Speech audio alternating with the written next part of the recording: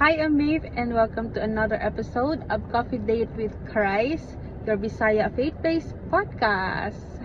How are you, everyone? Happy New Year, and I hope you have a good New Year, a happy New Year, and you enjoyed the holidays, the long holidays.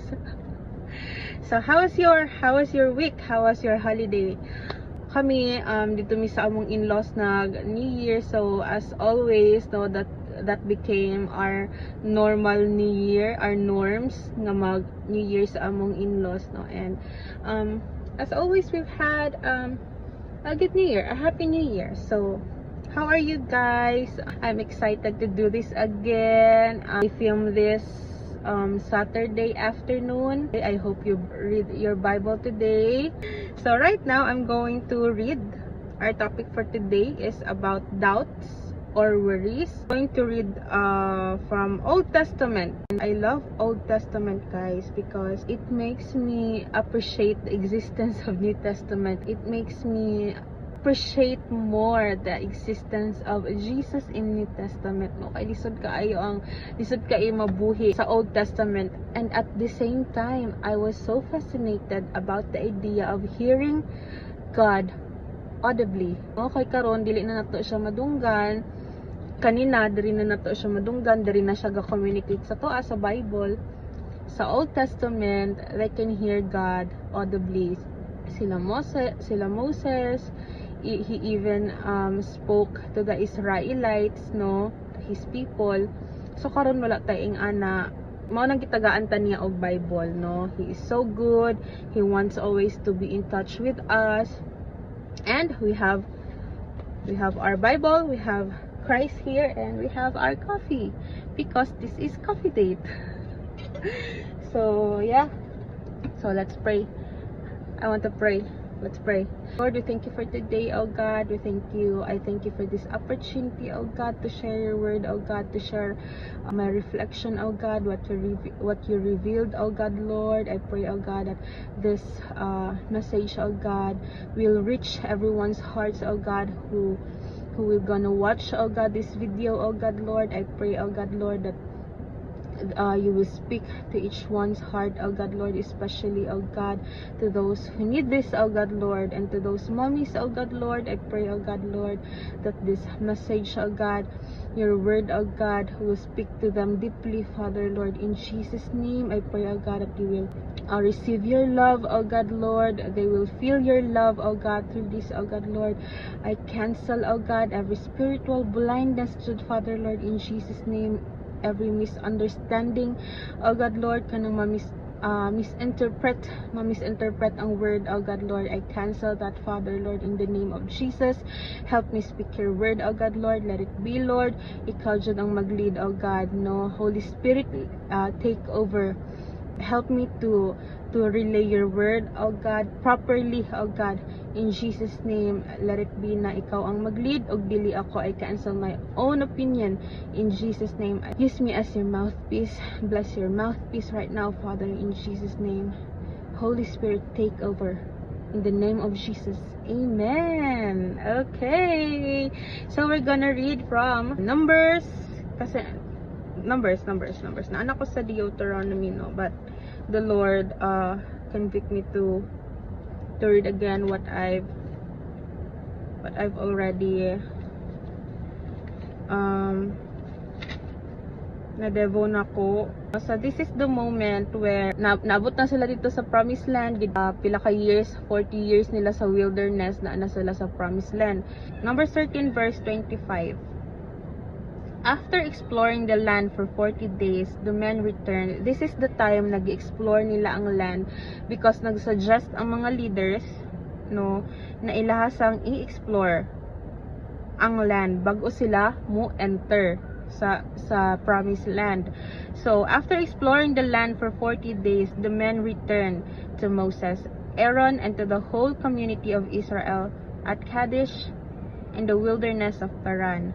They reported to the whole community what they had seen and showed them the fruit they had taken from the land. Now, this was the report to Moses.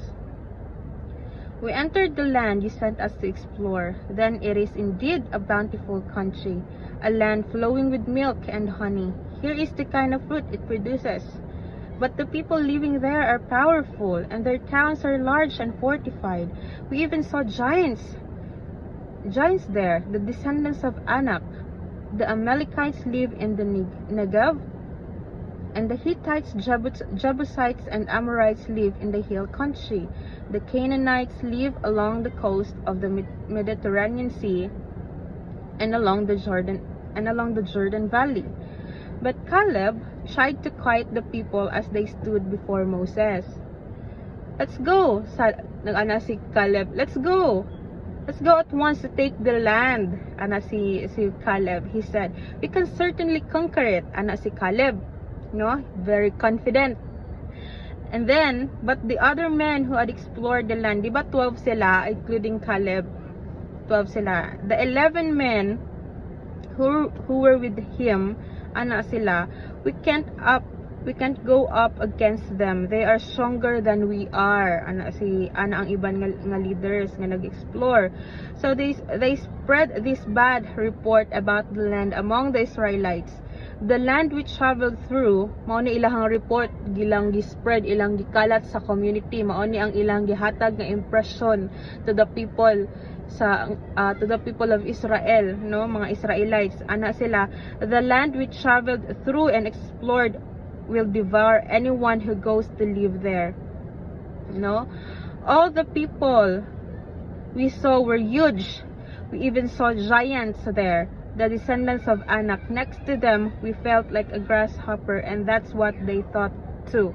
No, so mao ang problema pag kanabitang i-calculate nato ang promise ni Lord, kanang we try to analyze the promise, no, kay naana sila sa promised land kay just to make sure kanang explore sa nato ang land kung unsa bagyo didto. Tapos kung nakita na nila ang unsa ang condition sa promised land, yes, ga flow og honey and milk, not necessarily nga kuan ha kanang literal nga honey og milk, dili na mo ang ginamin dito is prosperous in everything, like ang ilang mga crops gwapo ang produce, gwapo ang mga fruits, healthy tanan, ang soil nagaproduce og kanang plants jud og fruits, no, every tanan nga itanom sa soil nila is magproduce gud og gwapo nga fruit. So yes, na ato tinuod to, and then nakita nila nga dagko di ay grabe di ay ang kanang mga tao didto, kay mga size ni Goliath na didto, no, kanang mga warrior di ay mga dagko di ay nga mga tao. So before to sila gidala dito ni Lord, kabalo si Lord sa kondisyon nga naay giants, nga naay mga dagko nga tao, nga naa sila yung makalaban ngayong ana, no. So ang mali, ang gibuhat nila ilahang gi-calculate, ilahang gi-analyze sa ang promise, no, just to make sure, no, mao na ang usahay ang problema sa ato bitaw pag naa na ginahatag si Lord, or I mean gihatag na ni Lord naa na to sa iyang promise, naatay kuan ba kanang naajud tay batasan bitaw or nature as human as we are, no, to try to control the promise, to try to control the situation, we try to control the unsa ang result or outcome kung mao ba jud na, no, gihatag na gani ni Lord ang promise, tas gusto pa nato i-analyze, no, ang gusto ni Lord sa tuwa, just like Caleb, no, kanang let's go, let's conquer it, no, kaya na to ni kay naa si Lord, no. Ang kato pagbabasa ninyo ng whole chapter kanang guys, makita niyo sa pinakalas nag-ana si Lord, everyone will die except Caleb, no, except Caleb, kasi si Caleb lang ang nag-demonstrate sa iyang faith kay Lord, no. So usahay ako dili pud ko exempted ana, no, kana bitang naana pero kanang gina-calculate nako ang situation or ang promise according to my human capacity, according to my own capacity, no. Kung ato ang sarili ato ang ibasihan, dili jud ta madaog guys, no, dili jud ta madaog, like kanang usahay, for example, kami sa kong husband, we have decided to make a big move, to say yes sa promise ni Lord. Dako jud kay siya, murag first time na mo mag-commit. I mean, dili man siya first time, pero this is the first time nga mag-commit me into something with the Lord na si Lord. And then we've tried so hard na to calculate our capacity with His promise nga iyang gihatag, no? Kay it doesn't mean manggod nga gihatag na niya ang promise. It doesn't mean dili na is atong faith, no? Matest gid atong faith, matest ato ang obedience, matest ato ang ansa pa, matest ato ang atong love kay Lord, how much we trust Him, no? Matest gid atong ingana. And then we are in this dilemma na unsaon, no? Pili ganahan si Lord ana, ka if we try to do that, unsaon ni, try to do that, we're trying to control the situation na. And then when kasi kita, no, pag naga-worry bitaw ta, it's because we want to control things, no? Ganahan kita mag-control sa mga bagay-bagay sa atong palibot. Ganahan kita mag-control sa atong mga decision makings. Ganahan kita mag-control sa atong mga plans, no? And then mag-worry ta maayo pag dili nato makontrol ang bagay. Pag dili nato makita bitaw ang situation, how we can control things, how we can control our plans. Dira na ta mag-worry, dira na ta mag-doubt kay Lord, no? So let's continue. Then the whole community began weeping aloud, and they cried all night. Their voices rose in great chorus of protest against Moses and Aaron. If only we had died in Egypt, or even here in the wilderness, they complained, no? Grabe ang doubts. Why is the Lord taking us to the country only to have us die in battle? Wala pa gani, no? Our wives and our little ones will be carried off as plunder. Wouldn't it be better for us to return to Egypt? No? Then they plotted among themselves, let's choose a new leader and go back to Egypt. No, that's why Dugay. Anyway, let's continue. So then Moses and Aaron fell face down on the ground before the whole community of Israel. Two of the men who had explored the land, Joshua son of Nun and Caleb son of Jephunneh, tore their clothing, no? Kaapil dahil si Joshua sa kay Caleb. They said to all the people of Israel, the land we traveled through and explored is a wonderful land. Ana sila Joshua and Caleb. And if the Lord is pleased with us, He will bring us safety into that land and give it to us. It is a rich land flowing with milk and honey. No, do not rebel against the Lord, and don't be afraid of the people of the land. They are only helpless prey to us. Yes, amen. They have no protection, but the Lord is with us. Don't be afraid of them. No? But the whole community began to talk about stoning Joshua and Caleb. Stone na noon nila si Joshua and Caleb. Nausahay bitaw, kanang gusto kaayo sa mga tao. Kanang pagwaygong bitaw ka, pag nag-worry, yain ni mo, don't worry, just pray.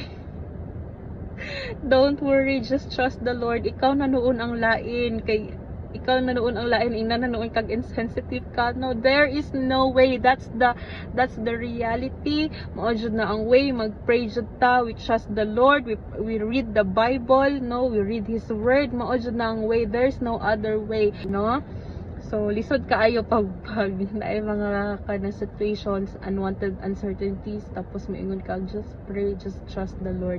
Ikaw pa noon ang lain, no? Just like what they did to Joshua and Caleb, ilahan na noong stone. Nag-ana na gid si Lord kay Moses. How long will these people treat me with contempt? No? Will they never believe me? Even after all the miraculous signs I have done among them, I will disown them and destroy them with a plague. And I will make you into a nation greater and mightier than they are. No? Every time, guys, every time we doubt the Lord, it is contempt, is disrespect.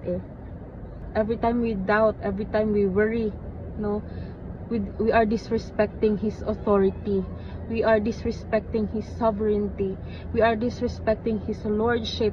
We are disrespecting His timing. No, we are disrespecting even His promise. It's so easy for us kanang mag-doubts, kanang mag-worry. Easy kaayo na buhaton man good guys. Easy kaayo na buhaton and have to have faith in every situation, in situations that we cannot control, in situations that dili na nato kaya pangitaag paagi. In situations like that, it's so hard to have faith, good. It's so hard to trust the Lord. But it is more hard to disrespect God. Yes, lisod kaayo nga dili data aware nga every time we doubt. No, I am talking to the children of God. No, I am talking to those people who are already in a relationship with the Lord. Every time we doubt His plans, every time we worry about things, no, every time we control things, binang naadjud tay batasan nga mga tao nga gusto gyud nato i-control ang mga bagay-bagay. And if pag dili nato makontrol ang bagay-bagay, dira na ta mag-worry, dira na ta mag-doubt. Masuko bitaw kay Lord, why things kanang nahitabo ing ani kato mga Israelites. Daghan na kay sila nakita nga miracle gikan pa sila sa Egypt, no, gipahawa sila ni Lord sa Egypt, gitunga ni Lord, gipart ni Lord ang Red Sea, no, nag-agi pa sila sa tunga sa dagat, daghan na kaig miracles, and along the way gabi pa ilang giagihan, gitagaan sila quail sa wilderness, manna sa wilderness, no, despite sa ilang pagka-complainant tan sila pila ka years sa wilderness, no, tungod sa ilang complainant heart, no, before jud ta dalon ni Lord sa atong promised land, gusto jud ni Lord ma-transform sa ta internally atong mga batasan, nga doubtful, atong batasan nga pala control, atong batasan nga complainant. Kay ang complainant heart bitaw, maski pag naa na sa atanan, pag naatay complainant heart, mag-complain lang gyud gihapon ta. Naagid gihapon tay ika-complain, ika-reklamo, basta naatay reklamador nga kasing-kasing. Maski pag naibahatag na niya sa atanan, isa lang ka mali, isa lang ka problema, i-complain na dayon nato ang tanan-tanan. I am not accepted. I am not saying I am exempted, no, kay I've been through that, no, before nako nasabtan ang mga bagay-bagay. Complainant kay ko, guys.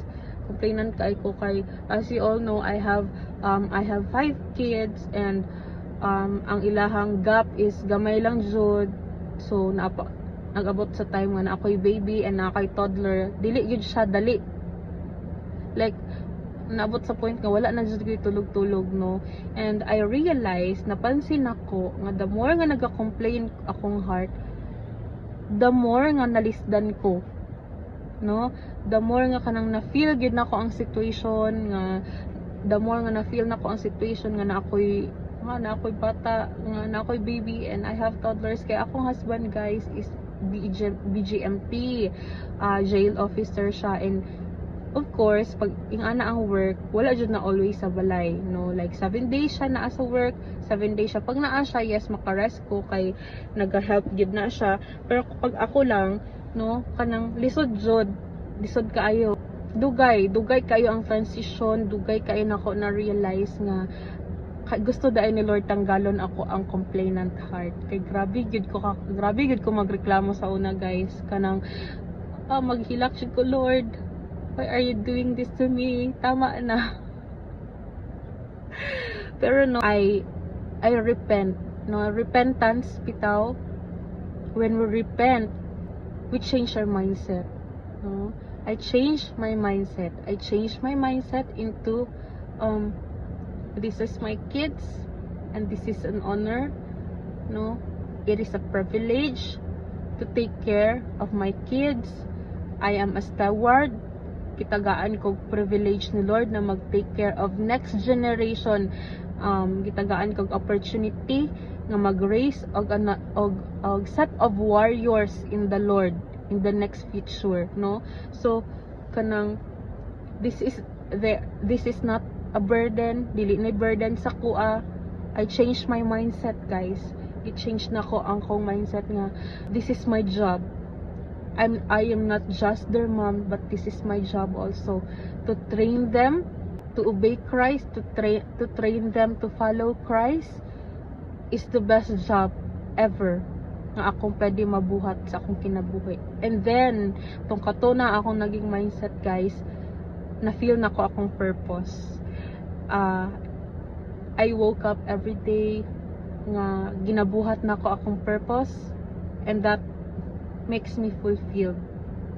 No, kanang I don't need compliment for that. I don't need appreciation for that, because I have one audience, and si Lord lang, no? Wala na ko na ginakuan, wala na ko na yung aning ana, no, wala. Because kabalo ko nga si Lord, nakita niya na tanan, no? Realize na ko nga it will all begin in our mindset, yun. No, that's why always ta ginaingnan ng Lord to change our mindset. Repentance is the key. We have to change our mindset, no? Because repentance is to change mindset, not just saying sorry, but repentance is to change our mindset, no? To the change na to tong direction ba, paadto sa direction sa gusto ni Lord nga direction, sa iyang instructions, no? So ang Old Testament jud gi-display, gi-demonstrate kid sa Old Testament ang standard ni Lord, no? Ang iyang kung unsa jud iyang character as Lord, kung unsa gid iyang holiness, no? So then the Lord said, I will pardon them as you have requested. Ana si Lord kay Moses, kay naghangyo si Moses nga dili na patyon ang mga Israelites tungod sa ilang doubts, ilang complaint, ana. But as surely as I live, and as surely as the earth is filled with the Lord's glory, not one of these people will ever enter the land. They have all seen my glorious presence and the miraculous signs I perform both in Egypt and in the wilderness. But again and again they have tested me by refusing to listen to my voice. No, minsan kita lang pod ang naghinder sa ato ang promise, because sa ato ang heart, sa content sa atong heart, sa ato ang pagkareklamador, sa ato ang doubts, sa atong worries, no, pagka-worryful, atong worryful, sa atong pagka-worrier, no? Sahay kita lang gihapon ang naghinder sa atong sariling blessings. Naana sila sa gawas sa Canaan naana sila sa gawas sa ilang promised land, pero wala na pud sila nakadayon. Gipabalik na pud sila ni Lord, no? Naadiri they will never ever see the land I swore to give their ancestors. None of those who have cheated me with contempt will ever see it. But my servant Caleb has a different attitude than the others have. He has remained loyal to me, so I will bring him into the land he explored. His descendants will possess their full share of that land. Now turn around and don't go on toward the land where the Amalekites and Canaanites live. Tomorrow you must set out for the wilderness in the direction of the Red Sea. No?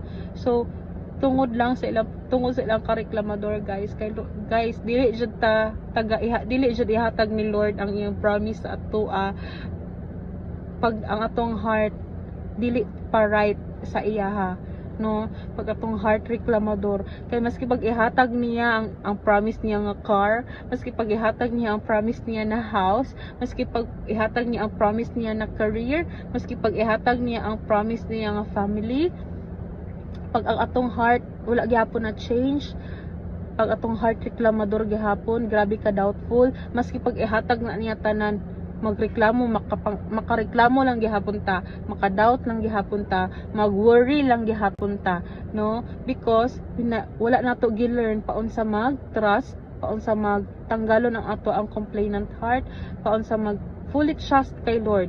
Pag dili na to na i-learn. Only Caleb, but my servant Caleb has different attitude. So beautiful nga mao na ang iingon sa atoan ni Lord. But Mayville, but Sarah, but kisa pa, but whoever you are has different attitude.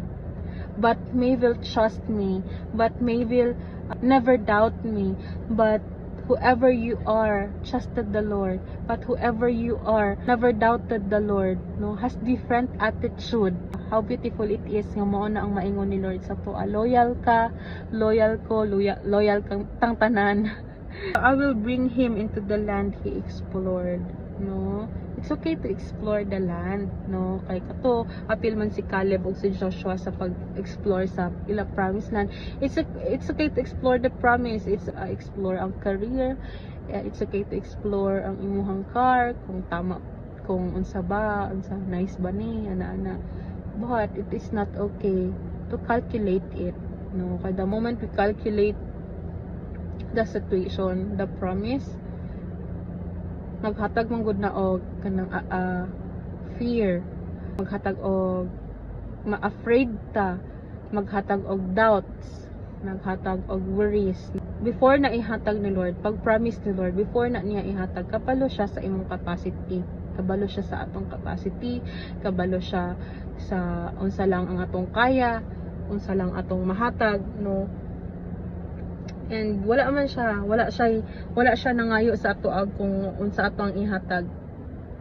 Ang gusto lang gid niya sa ato ang atong trust, ang atong loyalty. Wala siya laing ginapangayo, wala siya ginapangayo nga dapat ing ani mong bank accounts, dapat ing ani mong business para magkaing-ani kang para maing-ani mong bank accounts para ma-avail nimo ang akong promise. Wala siya naging anak, guys. Ang iyang ginapangayo sa to ang loyalty, ang iyang ginapangayo sa to ang atong trust, ang ato ang full trust sa iya nga dili ta mag-doubts. I-change na to ang atong hearts, no. Tungod tong ato nagreklamo sila, imbis na sila sa gawa sa promised land, gid sila sa gawa sa promised land. Isa na lang katikang promised land na sila. Isa na lang katikang, guys, dito na sila sa promised land. Pero wala sila yung padayon tungod sa ilang ka-complainan, tungod sa ilang kareklamador, tungod sa ilang doubts, no. Do you want that? Dili ko ganahan na. So no, pray to the Lord. Lord, tudlo ikaw paon sa mag-trust sa imuha. Help me understand how to trust you, because I know I've been there. I want to trust the Lord pero I don't know how. No, I've been there. But then I realized He revealed to me, trusting Him is letting it all go. Let go of that. Pila man na, si Lord na bahala. Unsa man na, si Lord na bahala. Kabalo si Lord ana, guys. Before ni mo na i-calculate, before ka nagsigi og ka ng bana anang situation, kabalo si Lord ana, bag-o na niya gihatag sa imo. Kabalo si Lord ana, dira na niya ginatest ang ato ang faith. Pag gani siya sa New Testament, it is hard to please the Lord without faith, no. So faith is very important, no. Kanang nagabagabagang faith, anak pa kong husband last day, we need nagabagabagang faith, no. Yes, indeed, kailangan jud og faith nga dili man na dayon nato ma-form ang faith. Mao bitaw tong gipaagi ang mga Israelites sa wilderness pila ka years to develop their character, to shape them into character of God, no, nga ma-practice jud ang ilang faith. Matudluan gid sila dito sa wilderness, gi-reveal ni Lord nga katong, pero reklamador gid sila, guys. Pero sila ang gipili ni Lord to display His power, to display His grace, to display His sovereignty. Nga wala gapik si Lord og tao nga gamiton nga feeling sa ana nga tao is better siya sa anyone, no. Kay these people, these Israelites, they know they need a savior. They know na imperfect sila, gusto gani nila mo balik kay Egypt, mag-slave na lang sila kay para lang dili sila mamatay. Pero they are naive. Yeah, mao na sigurong tanan na ni Lord, we are sheep, no. Kanang just like the sheep gyud ang Israel, no. Kay kanang mabitong gipaagi sila ni Lord sa wilderness para dili sila mobalik sa Egypt, no, because actually na ay shortcut paadto sa Canaan, pero dito sila gipaagi ni Lord sa long road, gipaagi gid sila dito sa tunga sa dagat to display God's power and also to shape the Israelites into God's character, no, para ma-display ang holiness ni Lord, para makilala nila si Lord sa wilderness, no, paon sa mag-provide si Lord, paon sa mag-discipline si Lord, paon sa siya as a father, para mabalaan sa mga Israelites iyang holiness, iyang righteousness. Moto siya ang naging training season sa mga Israelites before entering the land. I-develop sila so that pag maabot sila sa promised land, ma-apply nila ang ilang na-learn sa wilderness. It's the same to us, no? When we go through struggles, when we go through problems, that's our wilderness. That's the time nga gina-train ta ni Lord para ma-develop ato ang character into Christ likeness, para mas makilala, di ba, sa wilderness, sa problems o sa struggles nato, makilala si Lord. Dira nato makilala, masabtan iyang provision, dira nato masabtan ang iyang holiness, dira nato masabtan iyang righteousness, dira nato masabtan kung paunsa siya mag-discipline, no, of how He is as a father, no. Every time we encounter problems, storms, struggles, that should ta matrain, no. So at the same time ka struggle ta, but at the same time it is a blessing also to change us into Christ likeness. Wala na ikalabaw bitaw nga mahimo atong character as a Christ likeness. I am a living testimony of that change, no. Kay unsa lang man ko sa una, dili ko kabalo mag-istorya sa ibang tao, no, but karon I lead people to Christ, I minister to people, no. He uses people nga kabalo manggod ko nga I have nothing to give pod, I have nothing to boast, only in the Lord. I have nothing to display, I have no power, no. So whatever you see in me right now, it's the Lord, it's not me. Kaya if you see me before, if kilala ko ninyo 15 years ago, makaingon jud mo layo ra kayo. Dili, the way I speak, I only sa una magistorya ko puro lang yun bulay og wala joy klaro. Walay pulos akong mga ginaingon sa una, wala kay matunan sa kuha. Kung sa una ko di mo nakilala, wala jud kay matunan sa kuha. But glory to God, thank you Lord, no, ginagamit ko nimo and I want to be used good. I want to be used good kay Lord. Gusto gyud ako gamiton ko ni Lord into this, ani, to lead people to Christ, para at least man lang naapon mo makuha sa kuha. Anyway, I'm so happy with this. I'm so happy nga ginabuhat na ko ni for the Lord and to reach more mommies, no. So that kids nga imong ginaalagaan karon nga nagapa-drain sa imo, because taking care of the kids will drain you good, no. Kanang kids, it could be your promised land, no. That career nga murag lisod lagi ni siya kuan ang akong surroundings sa career, it could be your promised land, no. Do not calculate it, just go and conquer it, just like Caleb, no. Be like Caleb and Joshua, no. Kanang confident ka ba? Confident ka in the Lord, no. Don't be confident with yourself kay you will fail good, no. Human as we are, ma-fail jud ta, but be confident in the Lord. Si Lord ang mag-conquer, dili ikaw. What I love about this story jud is kanang si Caleb, naagi kay batasan sa amo ang mag-asawa. Usahay siya si Caleb, usahay ako si Caleb.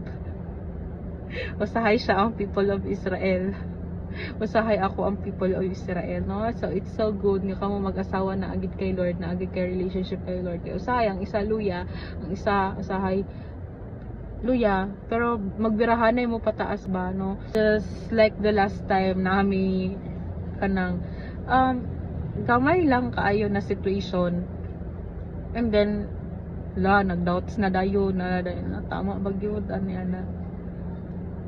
Gamay na lang yun ako ang devotional ato nga time guys. Kay kani akong devotional just kani akong na ako ani nga devotional kunya anak ko sa akong mind.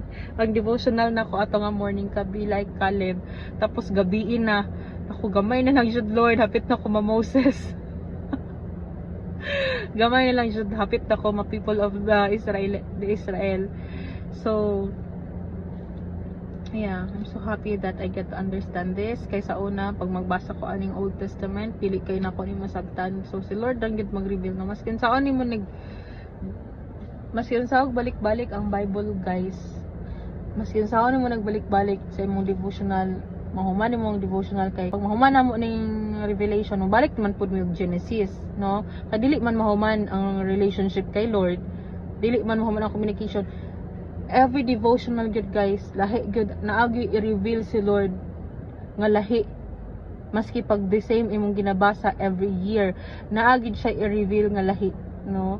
It's the Holy Spirit, no? That's why it's so beautiful to read the Bible.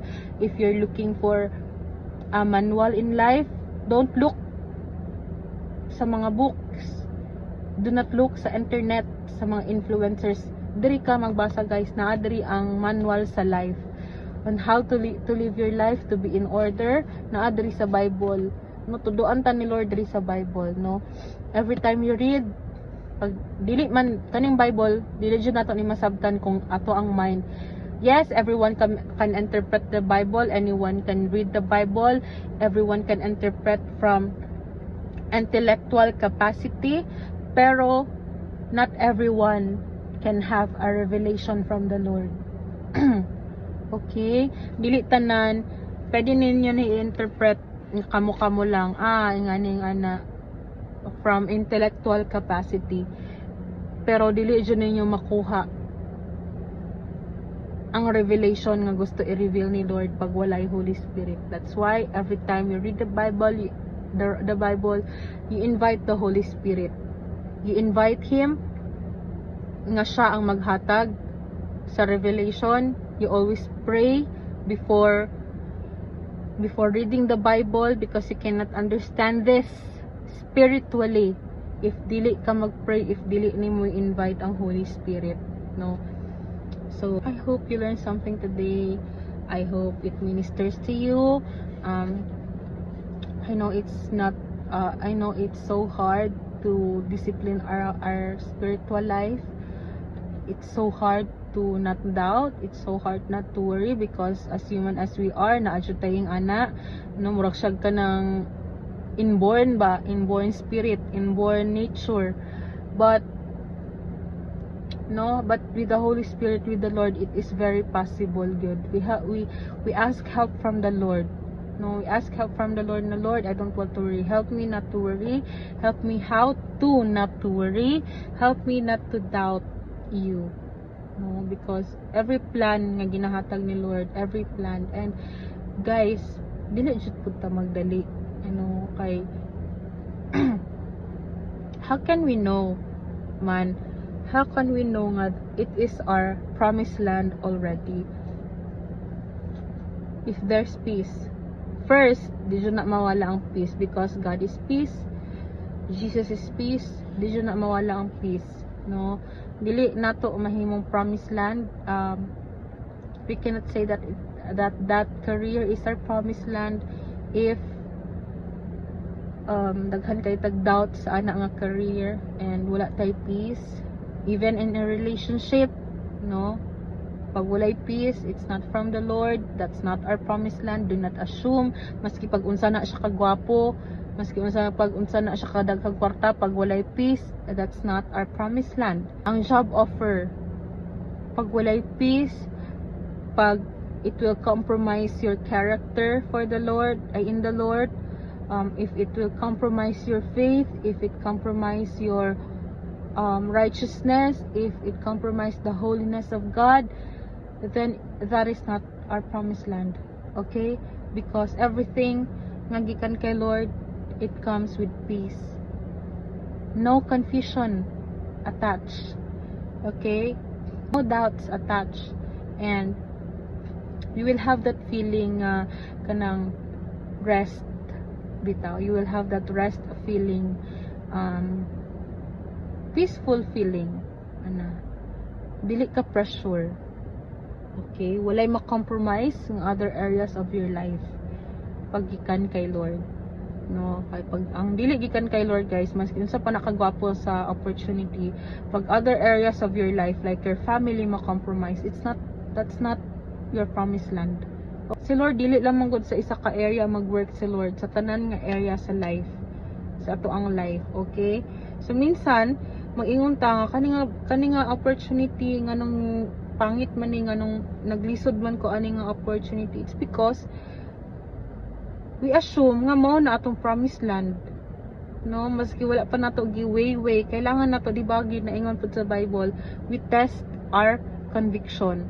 So we strive to change our hearts, we strive to change our mindset yun.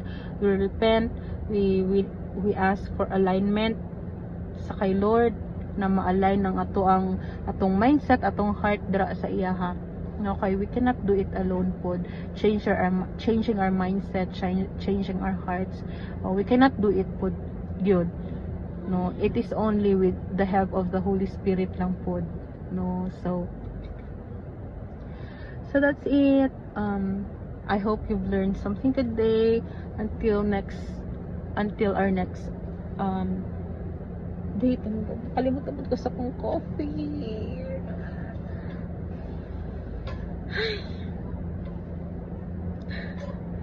I love this coffee. Init kayo sa gawas, guys, pero mag-coffee gihapon ta kay Pinoy man ta. Bisaya pa gyud. Mga pita uy maski init kayo. I'm planning to do podcast sa iban nga coffee shop, coffee stores, pero guys, dili ko kabalo mag-drive. Di ko kabalo mag-drive og akong bana wala always kay nagatrabaho sa layo nga place. Every 3 days siya mag-uli hinuon karon. But let's see. Lord, napakay gusto ipaingon, Lord. Napapakay gusto i-relay. Nanula na ko na relay. Okay, I just want to add. I asked the Lord about kung nababa ko yung nalimtan. So, this one. There is a part nga, but Caleb tried to quiet the people as they stood before Moses. So now, imagine Caleb being the one who is so positive sa ilahang tanan, no? Imagine Caleb being so positive, no? Out of all the people, kikita na siya sa mga tao nga doubtful na. Imagine ang feeling bitaw nga, oh my gosh, I need to say something for the Lord. I need to change the atmosphere, no? Imagine being positive out of all negative people in your family, in your workplace, in your community, no? Lisod kay dagi na sila maminaw, no? Because kanang feeling of doubts and worries is so contagious, because it's so easy to feel and it's so easy to do it. Maging worry and maging doubtful og mag-complain, it's so easy to do that. Easy kayo na mahimuon sa situation nga, sa uncertain situation, easy kayo mag-doubt, easy kayo mag-worry, easy kayo mag-reklamo, easy kayo mag-blame og people. Mangita ka always, kani sila ang mga Israelites ani nagapangita sila i-blame nila always si Lord nganong naabot sila sa ing ato nga situation. Wala nila unta magikuha dito sa slavery sa Egypt, dili unta namo ni ma-experience, no?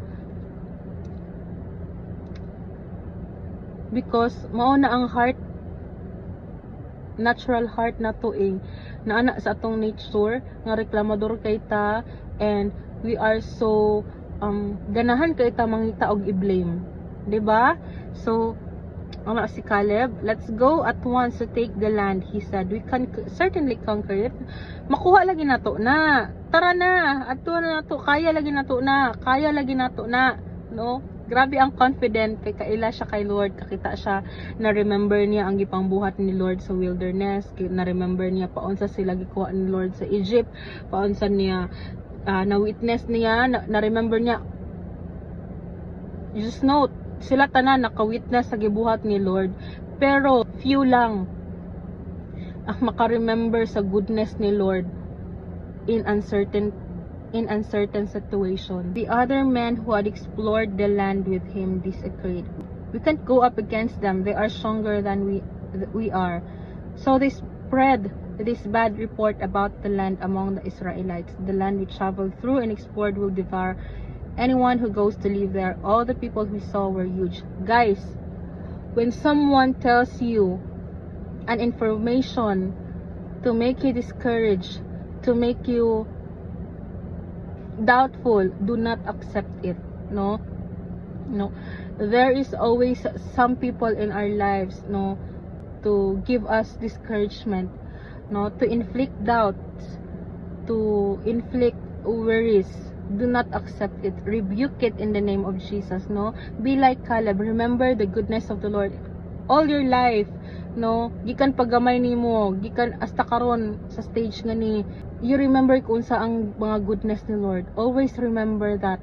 In uncertain situations, bitaw, do not listen to those discouragement. Dili jud na mawala, guys. Dili jud na mawala ng mga discouraged na mga tao, maghatag og worries og doubts.